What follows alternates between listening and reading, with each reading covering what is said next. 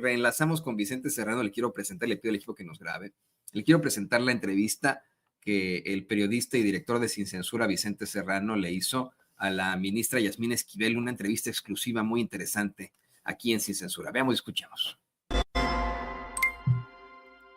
Lo prometido es deuda. Nos encontramos con la ministra Yasmín Esquivel, a quien le agradecemos mucho que nos reciba para cumplir este compromiso con la audiencia de Sin Censura, ministra. Muchas gracias. Gracias, Vicente. Pues me da mucho gusto saludarlo y nuevamente poder tener la oportunidad de conversar en su programa. ¿Y cómo no conversar sobre tantos temas que hay pendientes? Por ejemplo, en las próximas horas se tendrá que regresar el dinero de los fideicomisos que ustedes ya han aprobado que se regresen al gobierno para que se empleen en la gente que más lo necesite, a pesar de que hay resistencias todavía en el Poder Judicial, ministra.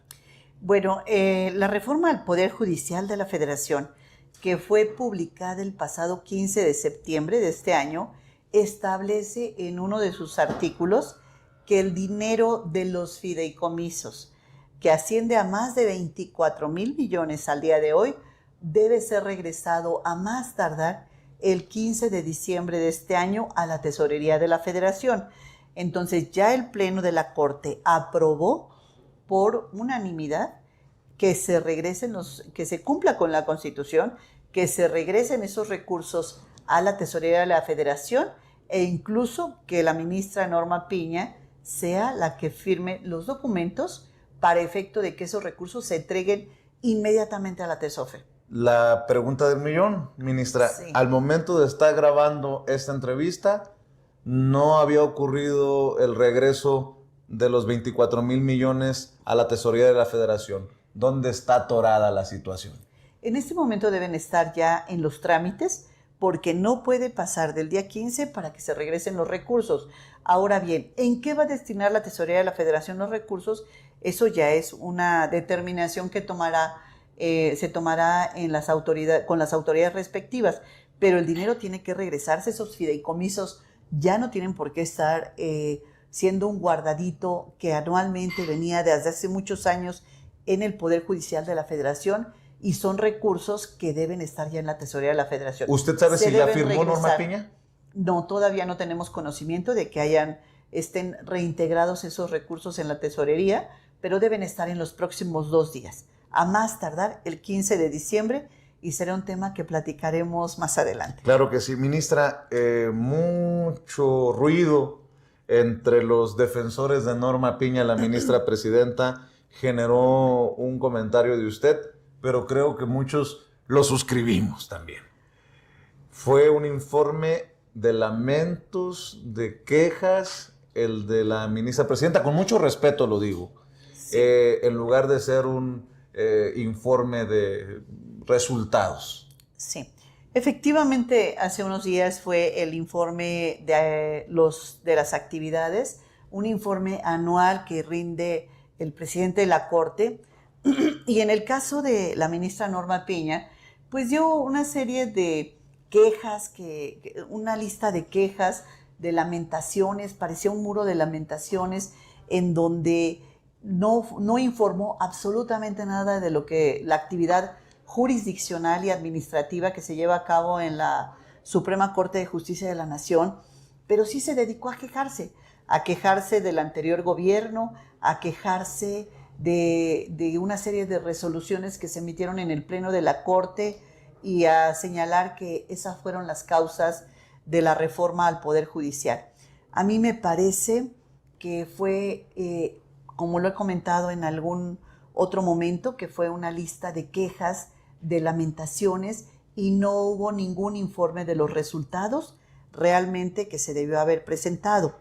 Ahora bien, la reforma al Poder Judicial Federal no se dio por las resoluciones que se hayan emitido en el Pleno de la Corte y que no favorecieron al gobierno anterior. No fue así. La reforma al Poder Judicial se dio por varias causas. Una de ellas es porque la población considera que en México no hay justicia. La peor institución calificada por el INEGI en su encuesta que se llama ENVIPE es los jueces y magistrados. Estamos entre la policía de tránsito y la policía municipal, los peores calificados. Entonces es una institución donde, Vicente, los mexicanos no creen en sus jueces, en sus magistrados, no creen que haya justicia, no creen que la justicia sea efectiva, sea expedita, sea rápida. Entonces, ante esta situación, se da una reforma al Poder Judicial muy necesaria, que ya en México es una exigencia, eso es una realidad.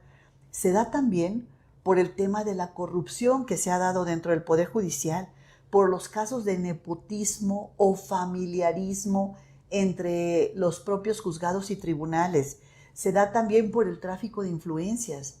Entonces, yo no escuché en ningún momento en el informe que se hablara justamente de la corrupción, del nepotismo, del familiarismo, del tráfico de influencias.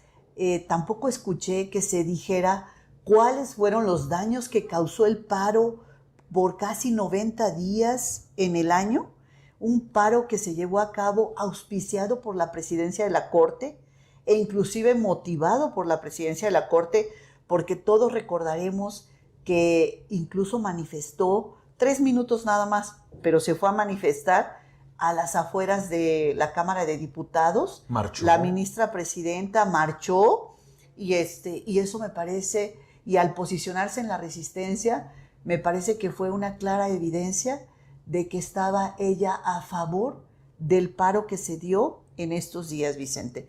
Entonces, pues me parece muy grave todo lo que ha sucedido a lo largo de estos 2 años. Ha sido una presidencia que se ha puesto como opositora al gobierno, y al mantenerse en esa oposición al gobierno, al perder la imparcialidad y asumirse como oposición al gobierno, es donde perdió. Es una presidencia que jugó a las vencidas con el presidente de la República, el presidente Andrés Manuel López Obrador, y perdió. Y hoy la presidencia de la Corte, Norma Piña y el bloque de ministros que han votado con ella, no han asumido esa pérdida.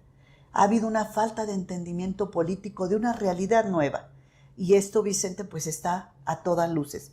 Se ve y esta falta de diálogo, el rompimiento que se dio entre la presidencia del Poder Judicial de la Federación, a cargo de Norma Piña, con los otros 2 poderes, este rompimiento de diálogo afectó a la institución. Y hoy tenemos a la deriva a cientos de jueces y magistrados sin ningún liderazgo, sin ninguna ruta, sin saber qué hacer, sin pedir su liquidación, sin participar en las nuevas elecciones, sin saber qué ruta tomar, en una posición totalmente incierta. Entonces, creo que todo eso ha generado que se dé esta crisis adentro del Poder Judicial Federal, y es una crisis que no está llevando a nada bueno, y es una crisis que se mantiene inclusive al día de hoy. Déjame preguntárselo más claro. ¿Ha sido la presidencia de Norma Piña la peor presidencia en la Suprema Corte de Justicia de la Nación? Yo sé que no necesitamos hacer referencia a otros personajes, pero el ministro Saldívar ha también expresado sus opiniones y hablaba de el triste juego de la política desde la presidencia de la Suprema Corte de Justicia de la Nación. Y digo triste juego de la política porque a ustedes no necesariamente les correspondería jugar ese juego o lanzarse en ese papel, y Norma Piña lo ha hecho, ministra. Pues es una presidencia errática, es una presidencia que decisión que toma es una decisión equivocada, son decisiones verdaderamente fallidas en todos los aspectos, en la parte interna, al interior, como al exterior. Ha habido una posición donde únicamente le aplaude algún grupo parlamentario, en este caso el Partido Acción Nacional es el único que le aplaude, y creo que va a pasar a la historia como una mujer que está entregando, que está presentando un acta de entrega con las ruinas del Poder Judicial Federal. Es lo que está entregando, en ruinas el Poder Judicial Federal. Entonces, pues yo creo que ha sido de las peores, o si no es que la peor presidencia que ha tenido la Corte. En eso coincido totalmente con el ministro Arturo Saldívar en cuanto a que ha sido la peor presidencia que ha tenido la Corte. Lo he vivido todos los días y sí me parece que ha sido fallida totalmente hacia el interior, inclusive del propio Poder Judicial, del Consejo de la Judicatura, como hacia afuera.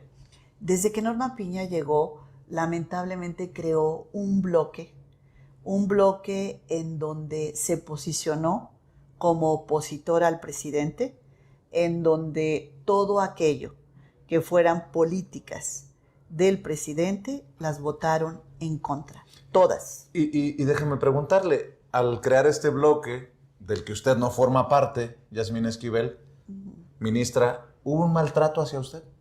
¿Hubo un maltrato a aquellas ministras que no formaron parte de ese bloque, que no se sometieron tal vez a las directrices, a la línea de Norma Piña? Vicente, no ha habido maltrato, pero sí ha habido una falta de respeto. Ha habido una falta de respeto hacia sus pares, ha habido una falta de respeto institucional, se ha utilizado de una manera facciosa la institución y bueno, generar este bloque con el que se van provocando los acuerdos y excluir. Ha sido una presidencia de unos cuantos y ha habido una exclusión de los demás, y eso me parece una falta de respeto, una falta de urbanidad política, por decirlo menos, y no ha sido tan solo porque nos excluyan de los acuerdos que ellos tienen, sino inclusive de los temas de carácter institucional, que debe ser una convocatoria hacia todos, hacia los 11, en temas de carácter estrictamente institucional. También ha habido una total exclusión. Y eso, pues definitivamente nos parece una falta de cuidado político en todo este camino, ¿no? Y no tan solo hacia nosotros, sino ha visto, Vicente, esa falta de cuidado político hacia el exterior, hacia los otros poderes. Ha habido mensajes inadecuados hacia senadores, mensajes inadecuados hacia magistrados de la Sala Superior del Tribunal Electoral. Hay que decirlo claramente. Y además que tiene todo eso ha consecuencias, generado, ¿no?, consecuencias a la institución, problemas a la institución. Creo que Norma Piña tiene que asumir su responsabilidad histórica en todo esto. Y le decía consecuencias porque pienso, por ejemplo, cuando Alejandro Armenta, que está a punto de convertirse en el gobernador constitucional de Puebla, todavía gobernador electo, era presidente de la mesa directiva del Senado de la República, y no sé en qué condiciones la ministra le mandó mensajes temerarios, amenazantes. Eso nada más como ejemplo, ¿no? Sí, sí, fueron mensajes que totalmente fueron inadecuados, inapropiados, que no corresponden a una persona que representa y es titular de un poder. ¿Y a usted no le tocó nunca algo similar de Norma Piña? Pues no recuerdo en este momento ninguno que me haya tocado en cuanto a este tipo de mensajes, pero sí lo que sí fue evidente es cuando ella sacó una carta y dijo que efectivamente habían sido mensajes que ella había escrito.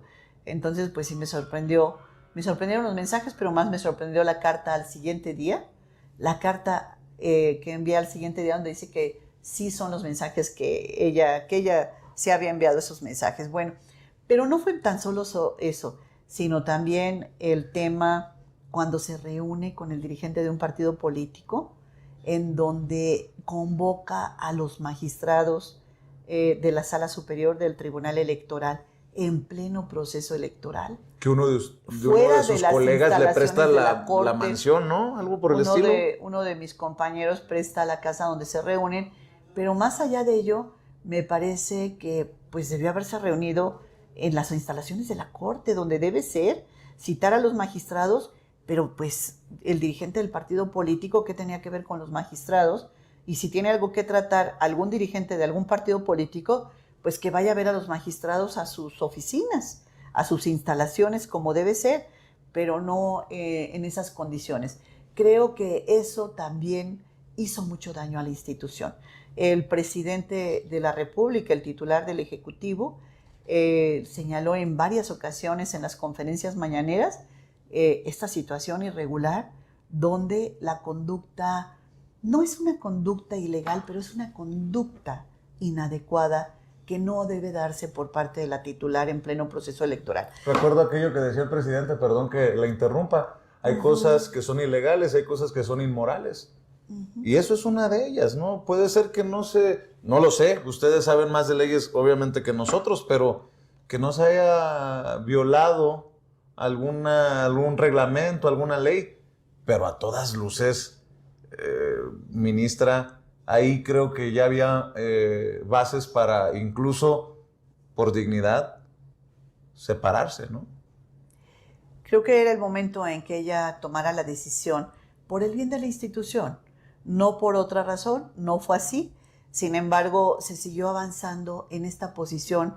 Creo finalmente, Vicente, que Norma, haciendo un recuento de todo esto, nunca tuvo conciencia de la magnitud de la posición en donde estaba, nunca tuvo conciencia de la responsabilidad que tenía al frente con sus decisiones y lo que venía detrás. Hoy podemos ver que todas estas conductas y esto fue parte del problema que se tuvo en el Poder Judicial Federal. Y bueno, pues jugó a las vencidas con el presidente y perdió y el presidente pues arrolló y en el ejercicio de sus facultades envió esta iniciativa de reforma al Poder Judicial que trastoca las raíces del Poder Judicial, que lo mueve totalmente y que hoy tenemos este proceso que justamente es otro de los temas que me gustaría platicar en esta importante entrevista en tu programa Sin Censura, aquí con Vicente Serrano, acerca de todo esto que se está dando en esta transformación que viene para el Poder Judicial Federal. Antes de hablar del proceso, si me permite, ministra, Sí. recuerdo a la presidenta Claudia Sheinbaum hace un par de días en la Mañanera del Pueblo, básicamente burlarse de aquellos que defienden la carrera judicial. Algo que hemos dicho nosotros desde medios independientes, desde medios alternativos.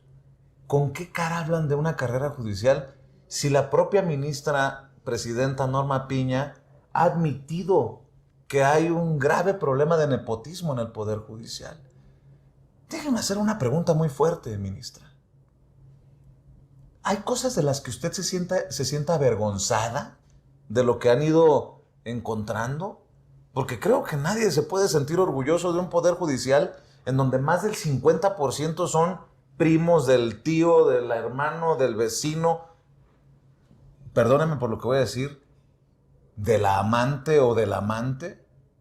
Esto es gravísimo. Si en algún momento he dicho que México se merece una mejor oposición política, México merece un mejor, definitivamente mucho mejor Poder Judicial, ministra. Mire, Vicente, con relación a esa pregunta, yo lo que le puedo decir es que por el abuso de unos cuantos, por la conducta inadecuada de unos cuantos, porque efectivamente se habla del 50%, pero el otro 50% no. El otro 50% no tiene familiares. Yo no tengo ningún familiar en el servicio público, ni en el Poder Judicial Federal, ni tampoco tengo ningún familiar con despacho de abogados. Entonces, lo que sí le puedo decir es que por el abuso de unos cuantos, de ese 50%, el otro 50% está también sufriendo las consecuencias. Las consecuencias de señalarnos que somos un Poder Judicial donde hay nepotismo. Sí lo hay, pero nada más en la mitad. Porque la otra mitad son gente que se ha dedicado a trabajar, gente que se ha dedicado a su función. Es decir, no podemos generalizar que en todas las instituciones, todas las personas que lo integran son corruptos. Pero está difícil. Todas las personas que lo integran hay nepotismo. Pero sí lo hay. Y el problema que se da es que eso con Norma Piña no se erradicó. Tampoco se emitieron las políticas públicas para combatirlo. Cosa que sí se hizo en la presidencia de Arturo Saldívar y se revocó en la presidencia de Norma Piña. Y se continuaron ejerciendo esas políticas en donde permiten los casos de nepotismo en un circuito, es decir, en una entidad federativa, donde hay ese familiarismo. Claro. Entonces, todo eso no se combatió. El problema es ese, que llega norma y se siguen continuando con las prácticas que se debieron haber combatido. La corrupción, el nepotismo, el tráfico de influencias, que las familias las dominen unos cuantos, que haya despachos que sean los que dominen en muchos de los temas los asuntos. Todo eso se debió haber combatido y no se hizo. Qué difícil para la gente de a pie decir, que no me resuelve mi caso es del 50% corrupto o del 50% respetable. Decía mi nana, y la gente sabe que hablo coloquialmente, me gusta hablarle a la gente en sus términos, y ellos saben que por muchos años vengo hablando de mi nana, que era la mamá de mi papá, ambos que en paz descansen, y decía, mijo, el que nada debe, nada teme. Déjeme entrarle al tema del proceso en el Poder Judicial. Sí, Vicente. Ministra, para empezar, después de tantos ataques y después de tanto aguantar lo que hemos dicho, una campaña de intento de desprestigio en su contra, ¿usted puede verle a la cara con la frente en alto al mexicano y decirle, yo no tengo nada de qué avergonzarme, yo no soy de las que tienen esa cola que les pisen, yo soy de esos honorables, respetables en el Poder Judicial, de las honrosas excepciones de las que hablaba el presidente Andrés Manuel López Obrador cuando se refería al Poder Judicial podrido? Mire, tengo 40 años en el servicio público, 24 años siendo juzgadora en lo que es la impartición de justicia. Durante todo mi camino, Vicente, jamás he sido cuestionada de ninguna conducta que no sea una conducta correcta, una conducta de acuerdo a la ley. Jamás he sido cuestionada ni señalada. Cuando estábamos en pleno proceso electoral, hace 2 años, por la presidencia de la Corte, 8 días antes de las elecciones, sacaron que hace 38 años hay otra tesis igual que la mía cuando me titulé de licenciada en Derecho. ¿Dijo por la presidencia de la Corte? Por la presidencia de la Corte. Está señalando Sí. que hay mano de Norma Piña en esta campaña en su contra. No de Norma Piña, pero sí hubo gentes que estaban dentro del proceso, porque éramos 5 candidatos. Entonces, 5 candidatos peleando la presidencia de la Corte. 8 días antes sacaron que había una tesis de hace 38 años. Fíjese, 40 años yo en el servicio público, 24 impartiendo justicia. Y justamente 8 días antes de las elecciones para la presidencia de la Corte, sacaron que hace 38 años yo había copiado una tesis. Muy bien, ¿qué fue lo que hice? Como mujer de leyes, me sometí a las autoridades, a la investigación por parte de la Fiscalía y a las autoridades jurisdiccionales, a los jueces para que analizaran todas las pruebas, todos los elementos, todos los peritajes y determinaran si la tesis había sido escrita por la otra persona o por mí. Los jueces determinaron, y ya es un asunto concluido, que yo soy la autora de la tesis y que la tesis original es mía. Pero está determinado. Pero le aplicaron aquella de lo que no mancha tizna. Exactamente, pero lograron su objetivo, descarrilarme para la presidencia de la Corte en ese momento. Porque de los 5 candidatos, la única candidata que había sido propuesta por el presidente Andrés Manuel López Obrador había sido yo, de los 5 candidatos que aspirábamos a la presidencia de la Corte. Entonces, ¿lograron descarrilarme? Sí. ¿Lograron su objetivo? Sí. Sin embargo, en este momento yo le puedo decir que me encuentro más fuerte que nunca, puedo mirar a los ojos a la ciudadanía y decirle, no tengo absolutamente nada de qué avergonzarme, tengo 40 años que respaldan mi trabajo y 24 años en la impartición de justicia, donde me he dedicado además de la impartición de justicia, donde estos 40 años me he dedicado al servicio público, a servir a los demás, a ser una funcionaria pública ejemplar y que hoy estoy participando para continuar como ministra de la Corte, y en caso de que tenga la mayor votación seré la presidenta, y si no es así, seré presidenta después. Pero lo más importante aquí es que yo no tengo absolutamente nada que avergonzarme y estoy trabajando para que la justicia en México sea una justicia de puertas abiertas, sea una justicia cercana a la gente y haya tribunales sensibles. Vicente, tribunales humanistas es lo que necesitamos. Claro. Tribunales que estén conscientes y que abran las puertas para que escuchen a las personas que les toca juzgar. A lo mejor suena extraña esta pregunta, pero ¿cree en el karma? ¿Cree en estas cosas en las que yo sí? Se lo pregunto porque creo firmemente que el tiempo nos pone a todos y a todo en el lugar en el que nos merecemos. Si usted habla, si así lo decide la gente, llegar a ser presidenta de la Suprema Corte de Justicia de la Nación, ¿le emociona? ¿Qué piensa ante esta posibilidad? Digo, es un proceso, usted ha decidido buscar que el pueblo la elija como ministra nuevamente en este proceso que nos va a llevar al 1 de junio a definiciones, pero pienso en eso, en el karma. Si un día la descarrilaron, la vida siempre nos da una segunda oportunidad, ministra. Claro, por supuesto, Vicente. Yo soy una persona creyente y bueno, yo considero que todos tenemos un momento y en el momento en que lo que viene conviene y en el momento que debe ser y el momento adecuado.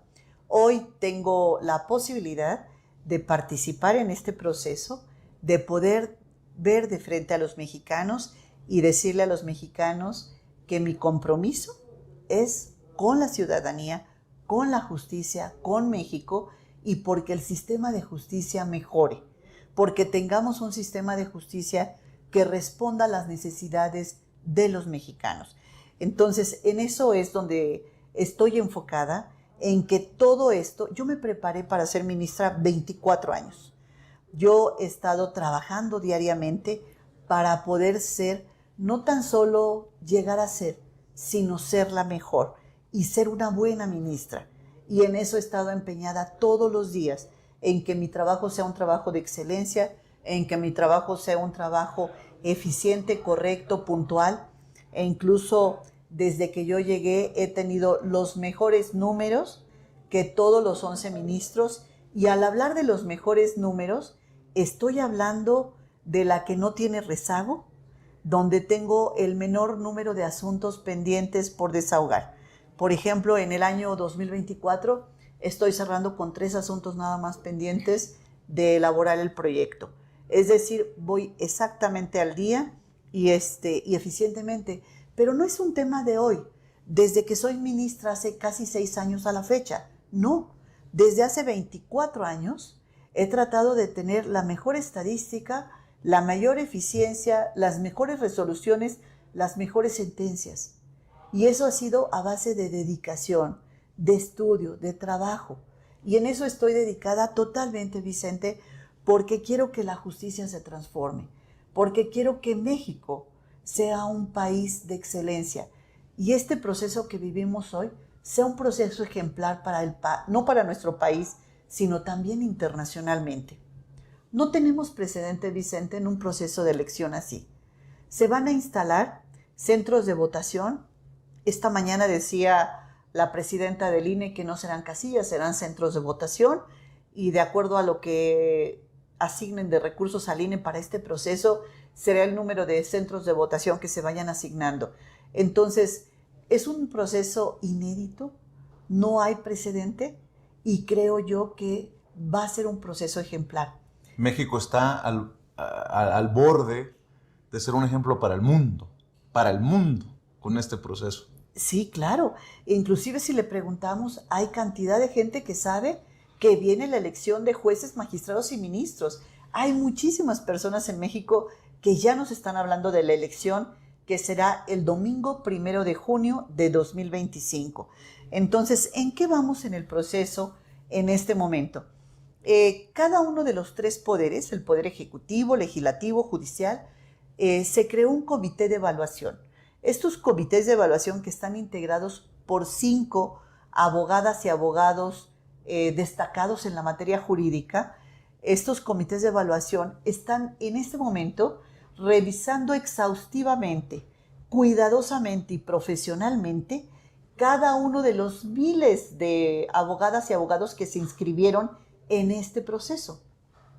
Estos comités de evaluación, después de que pase la primera etapa, que es aquellos que cubren los requisitos, viene una segunda etapa, que es aquellos que tienen la idoneidad del perfil, que tienen el perfil para ser jueces, magistrados o ministros.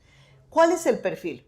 Que sean personas con conocimientos, con experiencia, con trayectoria, que tengan todos los antecedentes académicos para desempeñar la función. Pero además de eso, que sean personas que van a actuar con independencia, imparcialidad, que van a actuar de una manera sensata y prudente. Eso es muy importante.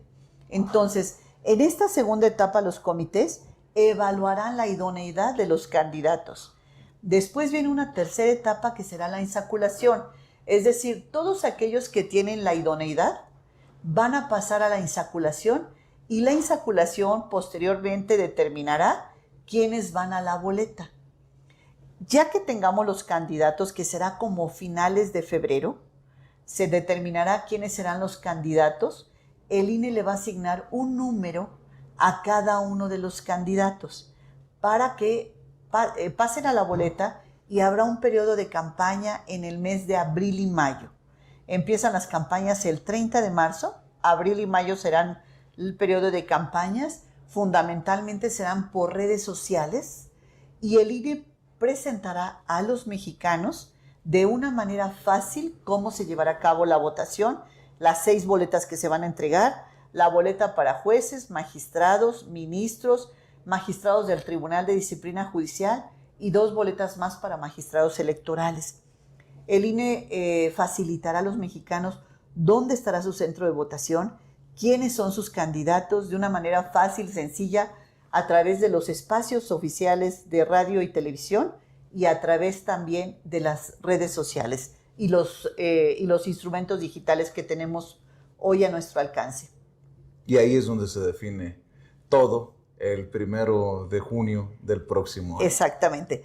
Terminan las campañas a finales de mayo y el domingo 1 de junio se define quiénes serán los 881 jueces, magistrados y ministros que se elegirán para que puedan desempeñar esta función, porque ahora no tan solo va a contar la carrera de la persona, del abogado o abogada, sino también si el pueblo de México votó por ellos. Si el pueblo de México dijo, yo quiero que sea ministra tal persona, o ministro, o magistrada, o magistrado, o juez o jueza. Y ese día también terminará, corríjame si estoy equivocado, la pesadilla de Norma Piña y su grupo de choque, permítame decirlo a mí, ministra Yasmín Esquivel.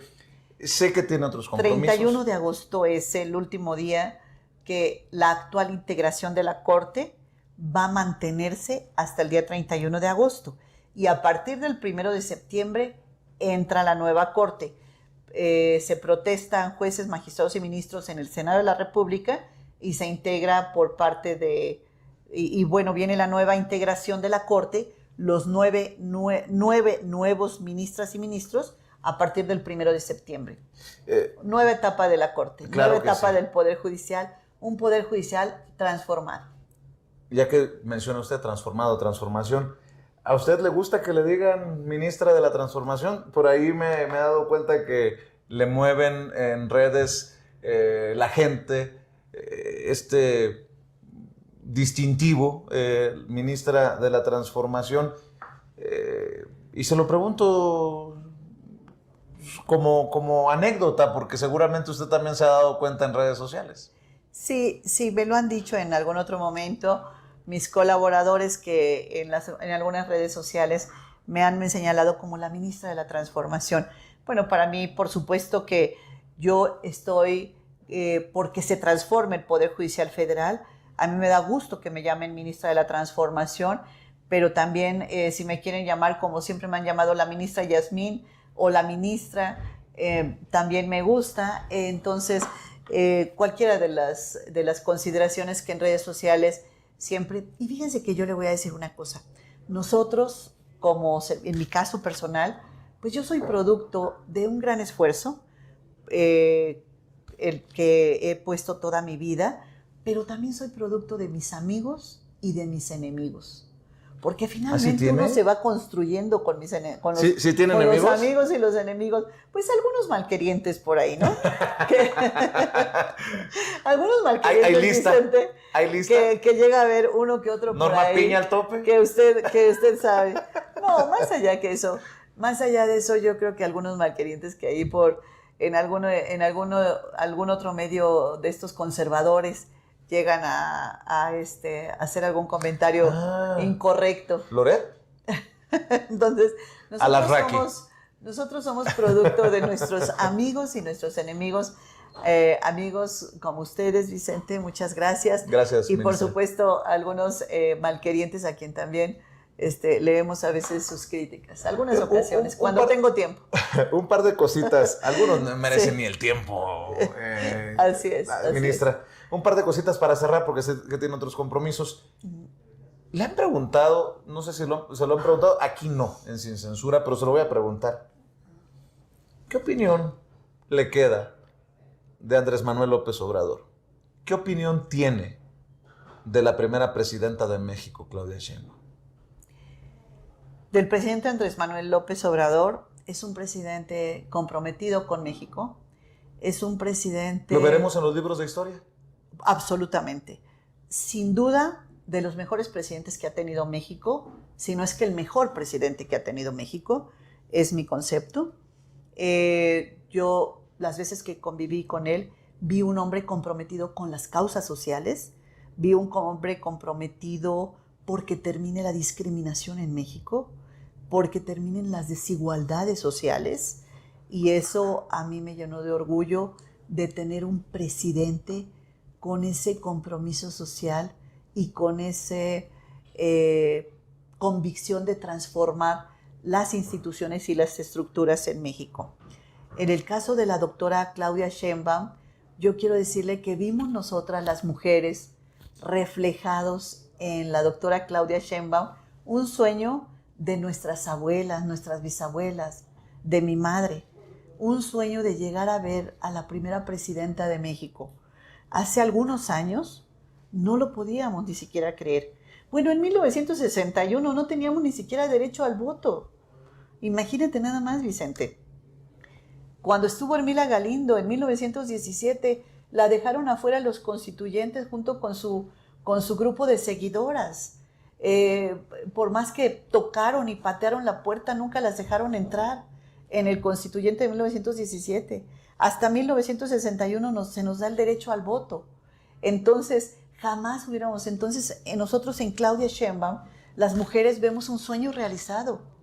Por supuesto, ella dice, no llegué yo, llegamos todas, porque nosotros vemos ese sueño reflejado en la doctora Claudia Sheinbaum. Entonces, nosotros estamos muy orgullosas de vivir esta época, de vivir este tiempo. El tiempo de Claudia Sheinbaum es nuestro tiempo. Y para cerrar, ¿algún comentario, alguna reflexión sobre la relación hacia Estados Unidos? Veo que desde Estados Unidos siguen los ataques a la reforma judicial, a la reforma al Poder Judicial, que ya está en la Constitución. Veo a un Donald Trump ruidoso, para tratar de ser lo más elegante posible, ministra, sí. Belicoso, pero que trae ganas de incomodar, esa es mi lectura, pero también de un país en donde la Suprema Corte de Justicia está también llevando su propio proceso de transformación, un proceso con base en la ética, porque por mucho tiempo en la Suprema Corte de Justicia de Estados Unidos la ética no los ha guiado, con las presiones de las tabacaleras, de las armadoras de vehículos, con las productoras de armas de fuego. Quisiera, si me permite, cerrar con sus reflexiones acerca de esto que se viene para los próximos 6 años. Bueno, 4, porque allá son 4 años de presidencia, pero pues 6 años con la doctora Claudia Sheinbaum. Con la doctora Claudia. Pues mire, en el caso de los Estados Unidos, el presidente Biden puso el dedo sobre la llaga. Es decir, señaló claramente que la Suprema Corte de Justicia de la Nación se tenía que transformar, tenía que haber una autocrítica porque estaban violentando inclusive el código de ética. Señaló estas situaciones que se llegan a dar de tráfico de influencias al interior de la propia Suprema Corte de Justicia de la Nación en los Estados Unidos. Algunos dicen en broma, se López Obradorizó. El presidente Biden puso el punto ahí. Luego, ahora que viene el presidente Donald Trump con su personalidad que conocemos y sus características del presidente Donald Trump, creo que la presidenta Claudia Sheinbaum ha sido muy clara en que la relación tiene que ser una relación de respeto, tiene que ser una relación entre iguales y una relación donde se respete fundamentalmente la soberanía mexicana. Y en este sentido, creo yo que ella ha estado muy clara, ella que es la representante ante el exterior, la representante del Estado mexicano y la representante de las instituciones, ha sido muy clara y muy firme en esta relación que tiene que ver con los Estados Unidos. Yo reconozco en nuestra presidenta que estas posiciones que ha exigido ese respeto que tiene que tener no tan solo el presidente de los Estados Unidos, sino cualquier otro país internacionalmente debe tener con nosotros. Entonces, en ese sentido, y bueno, los temas ahí están, son temas importantes que confluyen entre los dos países, los temas de seguridad y inmigración, que son fundamentalmente los temas que se han tratado, y los temas de carácter comercial y en la parte económica. Y creo yo que la presidenta, la doctora Claudia Sheinbaum, tiene los conocimientos, la formación, el carácter para poder tener y estar a la altura para poder dialogar con cualquier presidente, inclusive con el presidente de los Estados Unidos.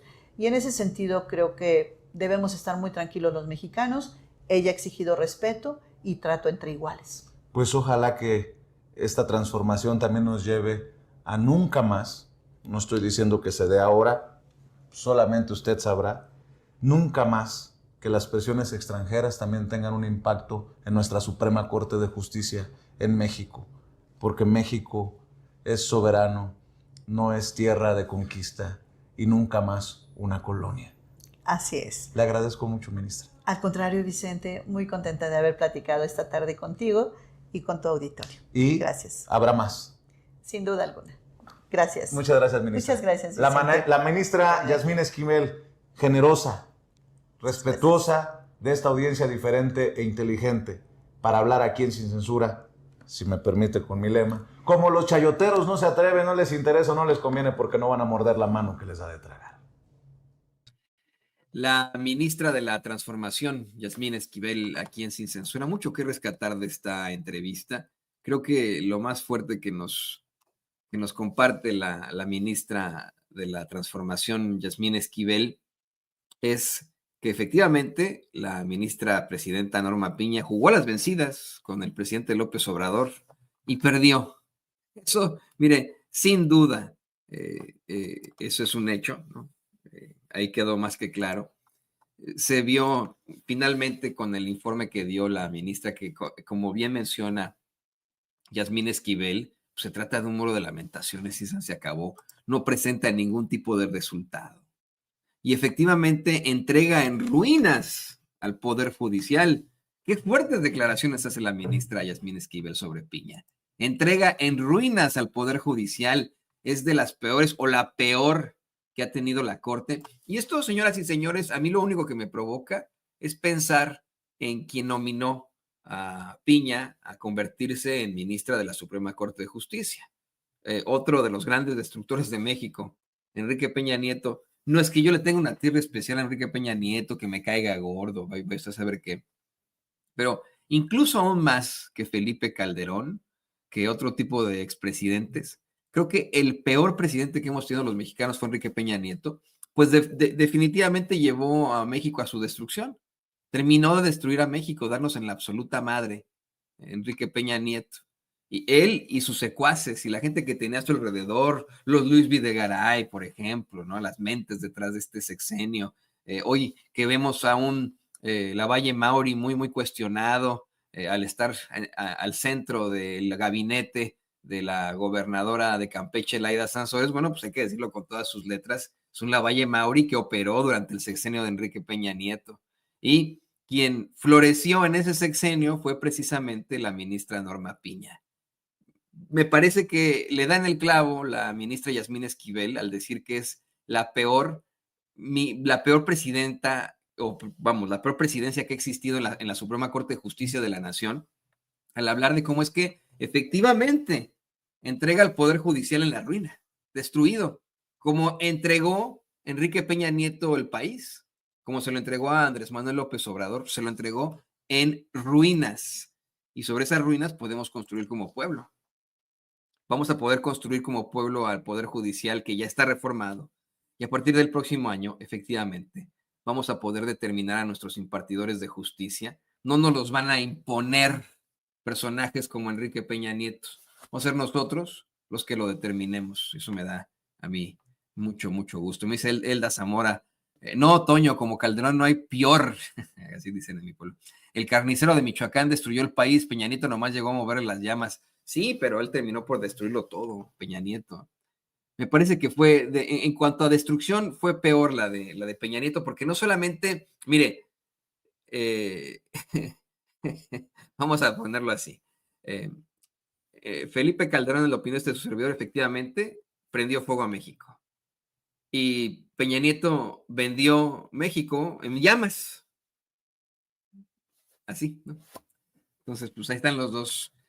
Bien dicho por ahí, tanto peca el que mata la vaca como el que le agarra la pata.